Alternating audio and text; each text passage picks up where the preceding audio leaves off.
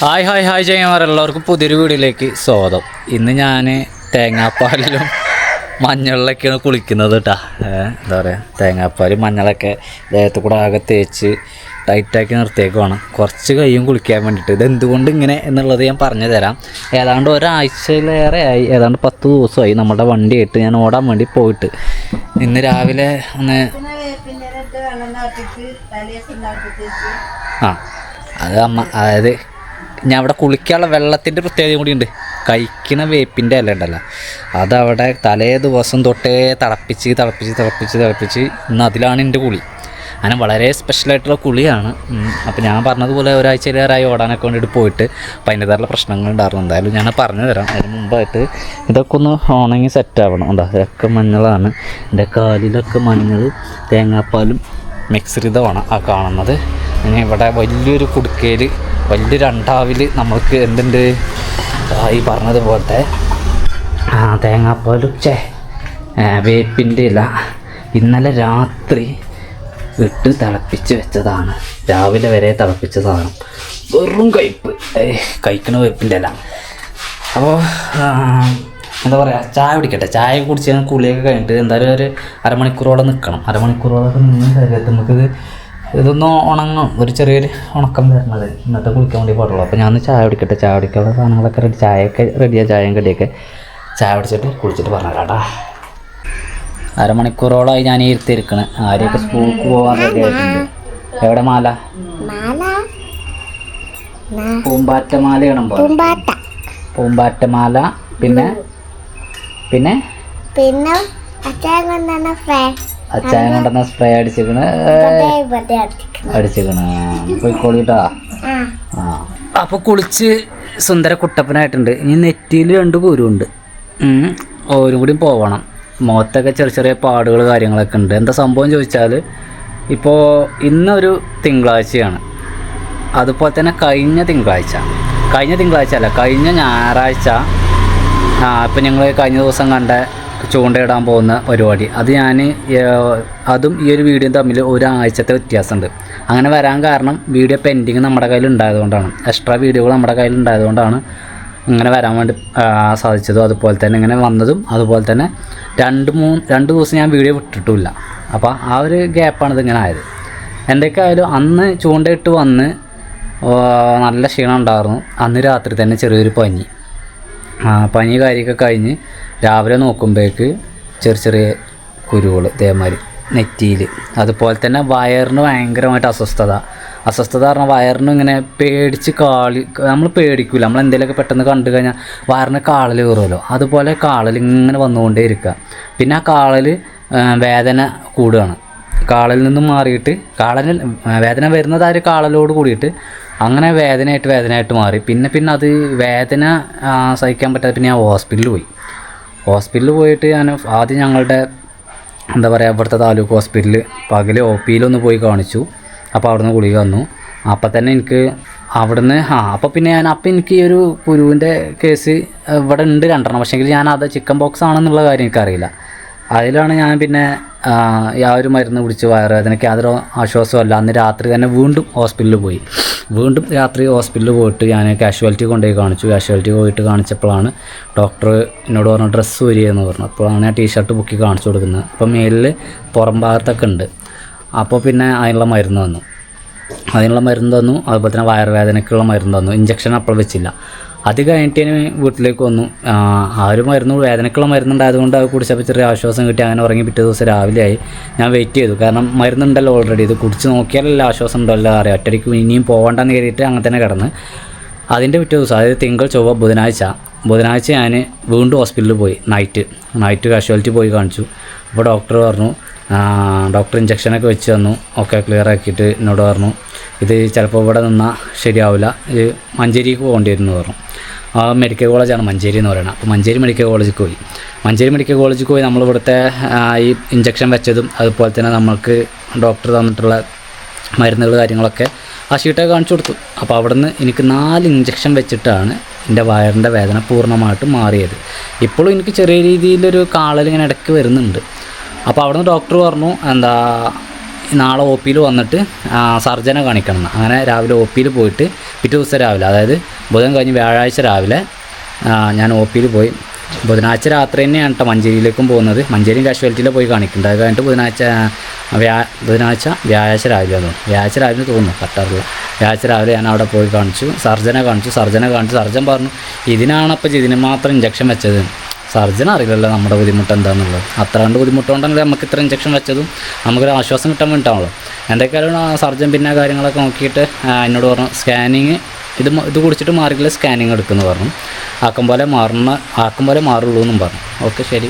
അപ്പോൾ ഇപ്പോൾ ആശ്വാസമുണ്ട്, കുഴപ്പമൊന്നുമില്ല. അപ്പോൾ ഈ ചിക്കൻ ബോക്സ് ഉണ്ട്, അതിൻ്റെ പ്രശ്നമായിരുന്നു. അപ്പോൾ അന്ന് ആ ഒരു ഞായറാഴ്ച കഴിഞ്ഞിട്ട് ഇന്ന് തിങ്കളാഴ്ചയാണ്. ഇത്രയും ദിവസം ഞാൻ വീട്ടിലിരിക്കുമായിരുന്നു. ഇത്രയും ദിവസം എനിക്ക് ഇത്തരം പ്രശ്നങ്ങളായിരുന്നു. ഇടയ്ക്ക് പനി വരും, ഈ ചിക്കൻ ബോക്സിൻ്റെ പ്രശ്നം, അങ്ങനെ വയറുവേദന, മൊത്തത്തിലാകെ അലമ്പായി. ഈ ചിക്കൻ ബോക്സ് ഉണ്ടാവാനുള്ള കാരണം ആര്യമോൾക്ക് ഉണ്ടായിരുന്നു. അവൾ സ്കൂളിൽ നിന്നൊക്കെ കൊണ്ടുവരുന്നതാണിത്. അപ്പോൾ അങ്ങനത്തെ പ്രശ്നം കാര്യങ്ങളൊക്കെ. എന്തായാലും ഇവിടെ മഴ പെയ്യുന്നുണ്ട്.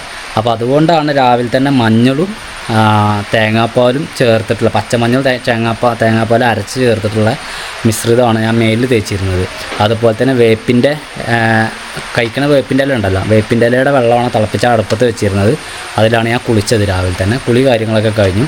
ചിക്കൻ ബോക്സ് ഉണ്ടായി കഴിഞ്ഞാൽ പരമ്പരാഗതമായിട്ട് പണ്ടത്തെ ആളുകൾ ചെയ്യുന്ന പരിപാടിയാണിത്. കുഴപ്പമൊന്നുമില്ല. പണ്ടത്തെങ്ങാട്ടിലും ഒരുപാട് നിയമങ്ങൾ ഇതിൽ മാറിയിട്ടുണ്ട്. അതിന് വലിയ ആശ്വാസമാണ്.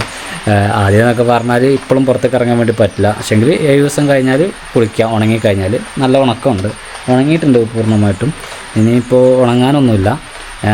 ഈ 2 എണ്ണ ഞാൻ സത്യം പറഞ്ഞാൽ എനിക്കറിയില്ല ഇതാണെന്നുള്ളത്. അപ്പോൾ ഞാൻ ചൊറിഞ്ഞപ്പം മാന്തിയപ്പോൾ പൊട്ടിയതാണ്. അങ്ങനത്തെ ഈ 2 ഇതിൻ്റെ വിഷയം മാത്രമുണ്ട്. മഴ പെയ്യുന്നുണ്ട്, വണ്ടി ഞാൻ നൈസായിട്ടൊന്ന് കഴുകി ഇട്ടു. അപ്പോൾ ഇന്നത്തെ വീഡിയോ എന്ന് പറയുന്നത് തീർച്ചയായിട്ടും എൻ്റെ ഇന്നത്തെ വൺ ഡേ എങ്ങനെയാണ് പോകുന്നത് എന്നുള്ളതാണ്. ഞാൻ രാവിലെ തന്നെ വണ്ടി ഒന്ന് ചെറുതായിട്ടൊന്ന് കഴുകിയിട്ടായിരുന്നു കേട്ടോ. ചെറുതായിട്ടൊന്ന് കഴുകിയിടുക എന്ന് പറഞ്ഞാൽ ഒന്ന് തുടച്ചിട്ടു, വേറെ ഒന്നും ചെയ്തിട്ടില്ല. അപ്പോൾ വണ്ടിയും കൊണ്ട് ഓടാനും ഇറങ്ങണം. അതുപോലെ തന്നെ ചിന്നുവിനെ സ്കാനിങ്ങിന് രാവിലെ കൊണ്ടുപോയി. അതുപോലെ തന്നെ ഷുഗർ ചെക്ക് ചെയ്യാൻ വേണ്ടിയിട്ട് രാവിലെ പോയി.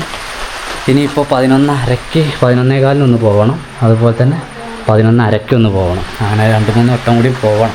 അത് കഴിഞ്ഞാൽ ഇപ്പോൾ ഇന്ന് ഫ്രീ ആവുള്ളൂ. ഉച്ചയ്ക്ക് ശേഷം ഓട്ടം നടക്കുള്ളൂ. പക്ഷേ ബാക്കി കാര്യമൊക്കെ ഇപ്പം തന്നെ വേറെ ഒന്നുമല്ല.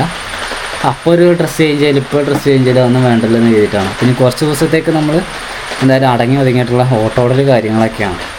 അതായത് പറ്റുള്ളൂ. കാരണം ഒന്നുകൂടി ക്ലിയർ ആവട്ടെ മൊത്തത്തിൽ സ്കിന്നൊക്കെ ഒന്ന്. അതുപോലെ തന്നെ ഇന്ന് സ്കിൻ ഡോക്ടറെ കാണണം. തലയിൽ മുടി കൊഴിയുന്നുണ്ട്, തലയിൽ താരുന്നുണ്ട്. അപ്പോൾ ഞങ്ങൾ ലാബിലേക്ക് പോവുകയാണ്. അവിടെ ബ്ലഡ് ഒന്നുകൂടി സാമ്പിൾ കൊടുക്കണം. ഒരുപാട് ദിവസമായിട്ട് എന്നെ ഇറങ്ങിയിട്ട്. അപ്പോൾ അതുകൊണ്ട് തന്നെ എനിക്കിതിലേക്ക് ഇങ്ങോട്ട് ഇറങ്ങിയപ്പോൾ രാവിലെ തന്നെ ഇറങ്ങിയപ്പോൾ വല്ലാത്തൊരു ഫീലായിരുന്നു. കുറേ ആയില്ലേ ഈ ഏരിയയൊക്കെ ഞാൻ കണ്ടിട്ട്. കുറേ ആയില്ല പറഞ്ഞപ്പോൾ ഏതാണ്ട് 8-9 ദിവസം 9 ദിവസമായില്ലേ, 9-10 ദിവസമൊക്കെ ആയി. തോടും പാലം ഒക്കെ കണ്ടിട്ട്. ചെറിയൊരു ചാറ്റൽ മഴ ഉണ്ട്. ആരും ഇല്ല കേട്ടോ അവിടെ. ഇന്നൊക്കെ എല്ലാവർക്കും ജോലിയൊക്കെ ഉണ്ടാവും, എല്ലാവരും പണിക്ക് പോയിട്ടുണ്ടാവും. ആരുമില്ല. നേരെ അങ്ങാടി പോയിട്ട് ലാബിൽ പോകുന്നു. എന്നിട്ട് അവളെ കൊണ്ടുവന്ന് ആക്കണം. എന്നിട്ട് വീണ്ടും ഉച്ചയ്ക്ക് പോകണം. അങ്ങനെയെങ്കിൽ അങ്ങാടിയിൽ കുറച്ച് മീൻ എന്തെങ്കിലും കിട്ടണം കറി വെക്കാൻ വേണ്ടിയിട്ട്. അതൊരു മീൻ ഷോപ്പാണ്, ഫിഷ് ഷോപ്പ്. അവിടെ പോയിട്ട് വാങ്ങിയിട്ട് വരാം. എന്താ വേണ്ട ഇവിടെ തന്നെ നോക്കാം. അവിടെ എന്തെല്ലാം ഫ്രഷൊന്നും ആവില്ല. വീട്ടിലെത്തിയിട്ടുണ്ട്. പക്ഷേങ്കിൽ നമ്മളിപ്പോൾ തന്നെ ഓടാൻ വേണ്ടിയിട്ട് പോകണില്ല കേട്ടോ. ഉച്ചയ്ക്ക് ശേഷമേ പോകുന്നുള്ളൂ. ഈ ഷീറ്റൊക്കെ ഞാൻ പഴയ പോലെ തന്നെ കെട്ടിയിട്ടുണ്ട്. ഉച്ചയ്ക്ക് ശേഷം പോകുന്നുള്ളൂ അറിയാൻ കാരണം ഇനിയിപ്പോൾ 2 മണിക്കൂർ കഴിഞ്ഞ് ഭക്ഷണം കഴിച്ചിട്ട് വീണ്ടും ടെസ്റ്റ് ചെയ്യണം. അപ്പോൾ പിന്നെ എനിക്ക് തന്നെ ഒരു പണിയാവും അവിടെ പോരല്. നമുക്കൊരു ലോക്കൽ എടുക്കാൻ പോലും സമയം കിട്ടില്ല. അതാണ് വിഷയം. നമുക്കൊരു ലോക്കലുണ്ട്. അപ്പോൾ ഞാൻ അതിന് വേണ്ടിയിട്ട് പോവുകയാണ്. ഇപ്പോൾ സമയം എന്ന് പറയുന്നത് 12:06 വേറെ കൈനീട്ടം കിട്ടിയിട്ടാ. കൈനീട്ടം 40 രൂപ. അങ്ങനെയെങ്കിൽ ഇന്നത്തെ നമ്മുടെ കൈനീട്ടം കിട്ടിയത് 12:10 12:16 സമയം. ഓട്ടോ ഓടിയിട്ടൊക്കെ ഇത്രയും ദിവസമായി. സ്റ്റാൻഡിലേക്കൊക്കെ ഒന്ന് പോയോ. സ്റ്റാൻഡിൽ നിന്നൊക്കെ നമ്മൾ ഒത്തിരി പേര് വിളിക്കും കാര്യങ്ങൾ അന്വേഷിക്കുക. പിന്നെ വന്ന് കാണാൻ പറ്റുന്ന ഒരു അസുഖമല്ല ഇത്. വെറുതെ വന്ന് കണ്ട് പകരുന്ന ഒരു അസുഖമാണല്ലോ. ഇത് ഞാൻ പല ആളോടും വരണ്ട ഒരാവശ്യമൊന്നുമില്ല. അപ്പൊ ഞാൻ ഇനി കുറച്ചു നേരം ലൈനിൽ വെക്കും.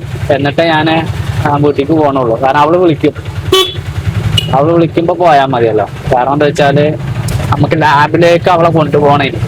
അപ്പൊ ആ ഒരു നേരം വരെ നമ്മൾ വെറുതെ വീട്ടിലിരിക്കുന്നതിനേക്കാൾ നമുക്ക് ഇവിടെ ലൈനിൽ ഓടാം. ഞാൻ അങ്ങാടിയിലേക്ക് വരണ്ടെന്ന് കരുതിയതായിരുന്നു, വേറെ ഒന്നുമല്ല. ഇവിടെ വന്നു കഴിഞ്ഞപ്പോൾ ഒരു ലോക്കൽ പോലും എടുക്കാൻ വേണ്ടിയിട്ട് പറ്റില്ല. ഇപ്പൊ കണ്ടോ ആ ബസ്സുകാരനെ അവിടെ ഫ്രീ ആക്കി നിർത്തി കൊടുത്തിട്ടുണ്ട്. ഞാൻ ഇതിലോട്ട് ഇറങ്ങിയാൽ ഇപ്പൊ ചാടും ചാടി, അത് കുഴപ്പമില്ല. ഒരു ഐഡിയ ഇല്ലാത്തത് കൊണ്ടാണ് പല ആളുകൾക്ക്. പിന്നെ ടൗണിൽ ചെറിയ തിരക്ക് കാണുന്നുണ്ട്, വണ്ടി തിരക്കേ സെൻട്രലായിട്ടൊക്കെ കാണുന്നുണ്ട്. ഇത് ഞങ്ങളുടെ പാണ്ടിക്കാട് റോഡ് എന്ന് പറയുമ്പോൾ പെരിന്തൽമണ്ണ തൃശ്ശൂർ ഭാഗങ്ങളിലേക്കൊക്കെ ഞങ്ങൾ പോകുന്ന വഴി.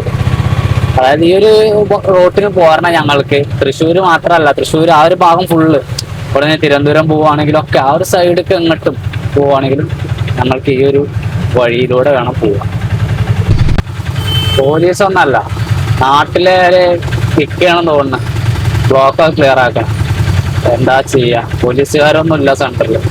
പക്ഷെ എങ്കിൽ പല ആളുകളും അനുസരിക്കണില്ല, കാരണം അദ്ദേഹം യൂണിഫോമിലല്ലല്ലോ. യൂണിഫോമിലാണെങ്കിൽ അനുസരിക്കും. പക്ഷെ എന്നാലും നമ്മൾ കണ്ടറിഞ്ഞ് നിൽക്കണം, അങ്ങനെ ആരിലൊക്കെ ബ്ലോക്ക് ഒഴിവാക്കാനുണ്ടെങ്കിൽ. ഇപ്പൊ കണ്ട ആ ഒരു പിക്കപ്പുകാരനെ അങ്ങനെ കയറാൻ വേണ്ടിയിട്ട് ഇങ്ങനെ നോക്കുകയാണ്.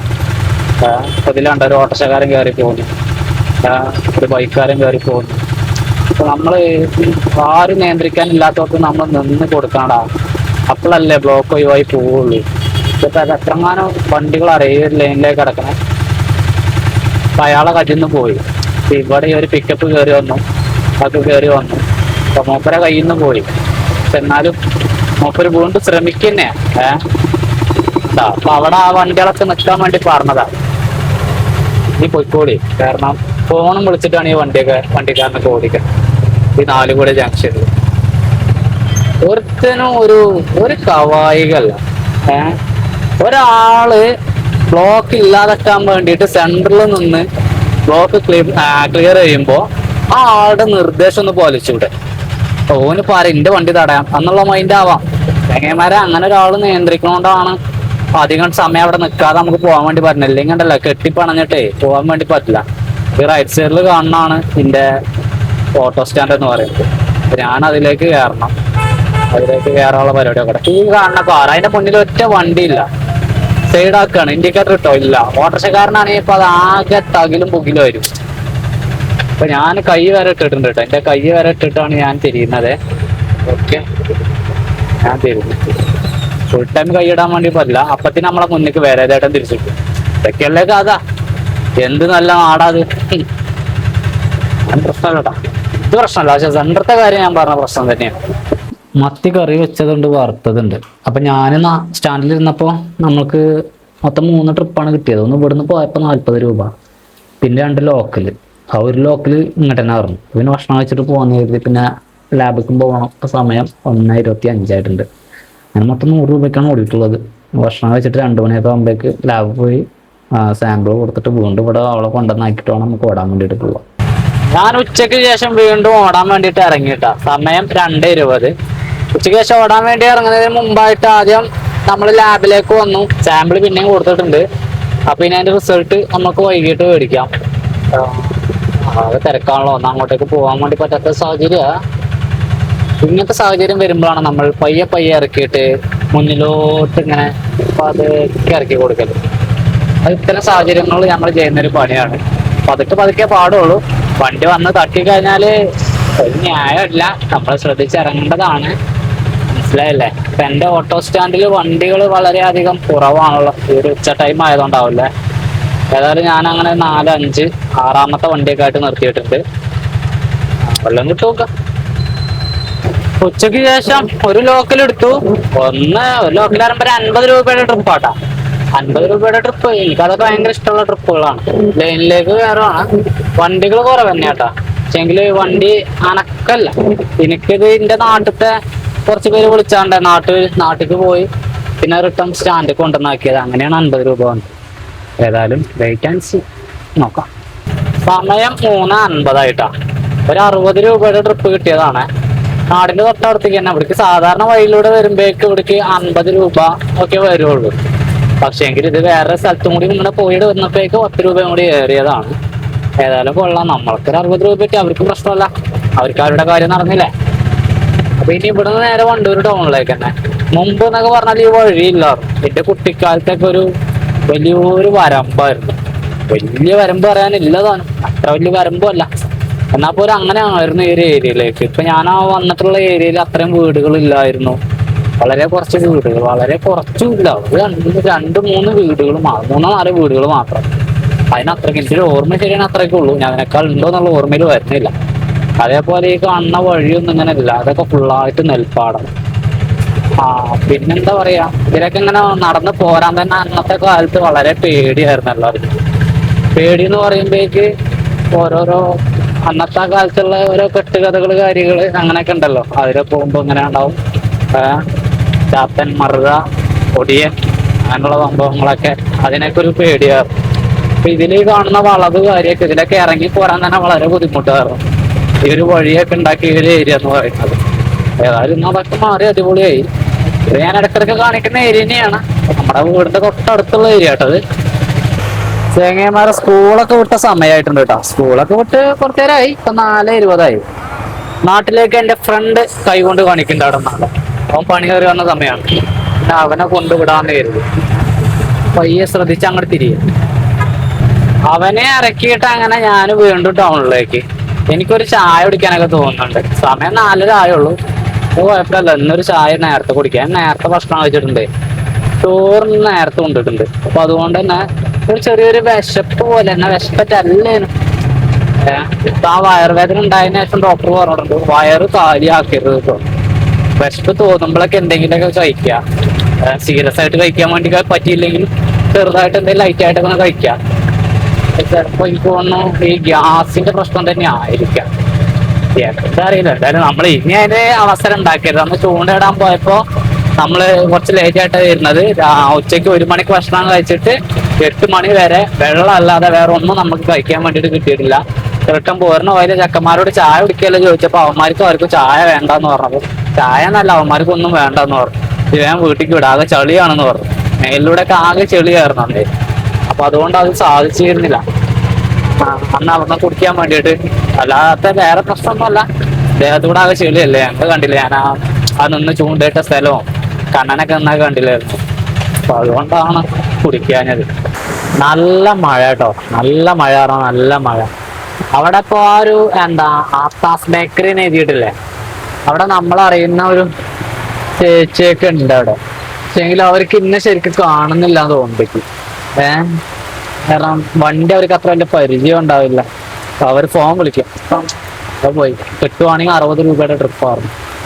ചങ്ങന്മാരെ ഫസ്റ്റ് ഗ്യാപ്പ് ഞാനൊരു 60 റുപ്യന്റെ ട്രിപ്പല്ലേ ആഗ്രഹിച്ചത്, അതവിടെ അങ്ങനെ കണ്ടത് കൊണ്ടാ. പക്ഷെങ്കിൽ ഇപ്പൊ വന്ന് മടങ്ങി പോകുന്നത് ഒരു 230 രൂപയുടെ ട്രിപ്പാട്ടാ. വഴിയൊന്നുമില്ല, ഓഫ് റോഡാ. പക്ഷെങ്കിൽ അവരുടെ കയ്യിൽ ഒരുപാട് സാധനമുണ്ട്. അവരെന്നോട് പറഞ്ഞു ഇവിടെ റോട്ടിൽ നിർത്തിയാൽ മതിയെന്ന്. പക്ഷെ നമ്മൾക്ക് തോന്നിയില്ല, കാരണം അഡ്ജസ്റ്റ് ചെയ്ത് പോകാൻ വേണ്ടിയിട്ട് പറ്റുന്നുണ്ട്. പിന്നെ ഇപ്പൊ നമ്മൾ ഇനിയിപ്പോ എന്തൊക്കെയായാലും അത് 230 രൂപയുടെ ട്രിപ്പ് ആയതുകൊണ്ടൊന്നും അല്ല കേട്ടോ. കാരണം നമ്മള് ചിലപ്പോ അങ്ങനെ കരുതുന്ന ആൾക്കാർ 230 രൂപയുടെ ട്രിപ്പ് ആയതുകൊണ്ടായിരിക്കും. അപ്പൊ ഇനി ലോക്കലാണെങ്കിലും, ലോക്കൽ ഇപ്പൊ സ്ഥിരമായിട്ട് ഒരു 30 രൂപ പോയിന്റ് ആണ് അതെങ്കിൽ അവിടേക്ക് നമ്മൾ സ്ഥിരമായിട്ട് ഇറങ്ങണം. ഇതിപ്പോ എനിക്ക് എന്ന് ഇറങ്ങേണ്ട ആവശ്യമില്ല, ഈ ഒരു ട്രിപ്പോട് കൂടി അതാ കഴിയും. സ്റ്റാൻഡിൽ നിന്ന് കിട്ടിയ ട്രിപ്പാണ്, അറിയാത്ത ട്രിപ്പാണ്. അപ്പോൾ സ്ഥിരമായിട്ട് നമ്മൾ ഇറങ്ങുമ്പോഴേക്ക് നമ്മൾ ചിലപ്പോ ഡ്രൈവർമാർ 10 രൂപ ഒക്കെ ചോദിക്കും, കാരണം സ്ഥിരം ഇറങ്ങുമല്ലേ. അപ്പൊ അതുകൊണ്ട് 40 രൂപയൊക്കെ ചിലപ്പോൾ ചോദിച്ചെന്ന് വരാം. എന്തൊക്കെയായാലും ഇപ്പൊ സമയം എന്ന് പറയുന്നത് 6:34. ഞാനീ പറഞ്ഞതുപോലെ 230 രൂപയുടെ ട്രിപ്പ് ഇറക്കിയിട്ട് അങ്ങനെ പോരാണ്. ഉച്ചയ്ക്ക് ശേഷം നമ്മൾക്ക് കിട്ടിയതിൽ വെച്ചിട്ട്, ഉച്ചയ്ക്ക് ശേഷമല്ല ഇന്നത്തെ ദിവസം നമുക്ക് കിട്ടിയതിൽ വെച്ചിട്ട് ഏറ്റവും നല്ല ട്രിപ്പാണ് ഈ ഒരു ട്രിപ്പ് എന്ന് പറയുന്നത്.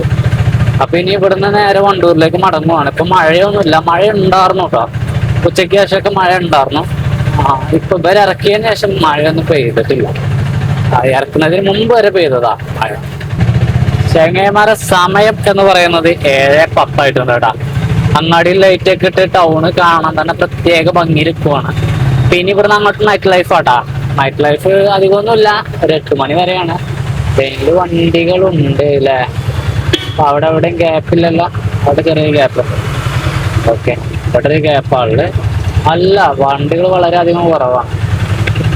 ഇവിടെ ഒന്നും ആളില്ല കേട്ടാ. ആകെ 2 വണ്ടിയുള്ളൂ. 3ാമത്തെ വണ്ടിയായിട്ടാണ് ഞാൻ നിർത്തണം കേട്ടോ. കൊള്ളാം, 3ാമത്തെ വണ്ടിയല്ല, 2ാമത്തെ വണ്ടിയായ അത്ര പെട്ടെന്ന്. ഞാൻ അവിടെ നാലിലേക്ക് വിളിക്കും, വെയിറ്റ് ചെയ്യാൻ മതി. ചേങ്ങന്മാരെ ഈ കാണുന്നത് നമ്മളുടെ വീടാണ് കേട്ടാ. വീടിന്റെ ഇത്രയും പഠിക്കൽ വന്നിട്ട് ഞാൻ തിരിച്ച് പോവാണ്. തിരിച്ചു പോണത് വേറെ കൊടുക്കുമല്ല. ഞാൻ കുറച്ച് ദിവസമായില്ല പാലത്തിങ്ങളൊക്കെ ഇരുന്നിട്ട്. പിന്നെ വീട്ടിലാരും ഇല്ല തോന്നുന്നു. അവരൊക്കെ താഴത്തേക്ക് അമ്മേന്റെ ഏട്ടത്തിന്റെ വീട്ടിലേക്ക്, വല്യമ്മേന്റെ വീട്ടിലേക്ക് പോയിട്ടുണ്ടാവും. അപ്പൊ ഞാൻ പാലത്തിങ്ങ കുറച്ചു നേരം പോയി ഇരിക്കാന്ന് കരുതി. അപ്പൊ ഒരു 8-8:30 ആകുമ്പോ കയറി വരാം.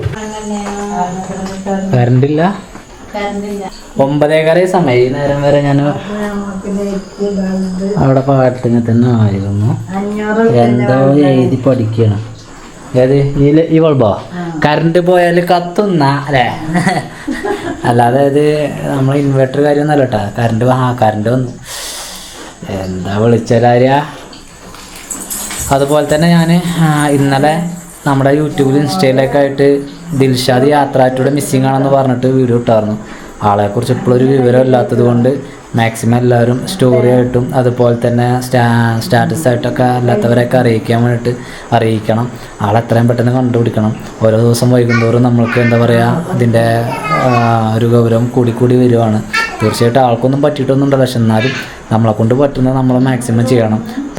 പ്രമുഖ ന്യൂസ് ചാനലുകൾ കാര്യങ്ങളൊക്കെ റിപ്പോർട്ട് ചെയ്യുന്നുണ്ടെങ്കിലും നമ്മൾക്ക് ചെയ്യാൻ പറ്റുന്നത് നമ്മൾ ചെയ്യുക. അവരുടെ കൂടെ നമ്മളും കൂടി നിന്ന് ചെയ്യുമ്പോഴാണ് ഇത് എന്താ പറയുക കൂടുതൽ ആളുകളിലേക്ക് എത്തുക.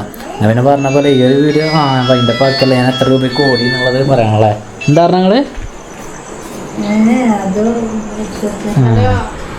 ആര്യത് അവിടെ പഠിക്കുന്നു വീണ്ടും. അപ്പം ഇന്ന് എത്ര രൂപയ്ക്ക് ഓടി എന്നുള്ളത് നമുക്ക് നോക്കാം. നമ്മൾ ഉച്ചവരെ 100 രൂപയ്ക്ക് 100 രൂപ ഉണ്ട്. മൊത്തത്തിലൊന്നും എടുത്ത് വെക്കട്ടെ കേട്ടോ.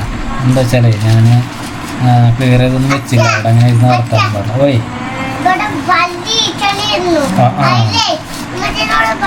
ഒരു മിനിറ്റ് കേട്ടോ, ഒരു മിനിറ്റ് വരാം.